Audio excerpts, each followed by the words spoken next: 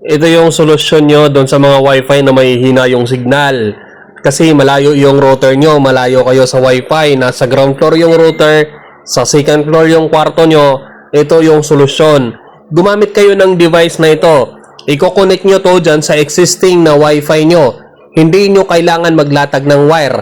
Ang kailangan nyo lang ay i-connect ito dyan sa existing na wifi nyo. Pagkatapos, magkakaroon na kayo ng sariling signal ng wifi na ipro-provide ng wifi extender na yan. Ang kagandahan dito, pwede mong i-hide yung wifi na yan. Hindi madidetect nila kapag mag-search sila, mag-open sila ng wifi, mag-search sila ng wifi na available, hindi nila mas-search dahil naka-hide. Makaka-connect lang sila kapag kabibigyan mo sila ng access or ipapa-scan mo sila para makakonect, pero hindi nila madidetect yan.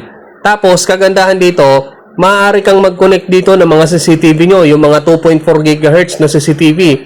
Tapos, kita mo yung likod na yan, may port ng RJ45, pwede mo i-connect dyan yung inyong computer, inyong NVR, yung DVR nyo, or yung CCTV nyo na kailangan nakalan, pwede nyo i-connect dyan.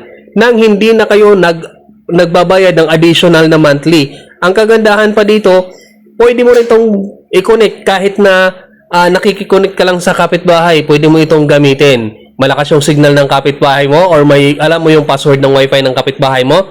Pagkatapos, mahina na pagdating dyan sa area mo, gumamit ka ng device na to para ma-boost niya or ma-extend niya ang signal ng wifi papunta sa kwarto mo. Ano pa hinihintay mo? Bilhin mo na yan dyan sa basket.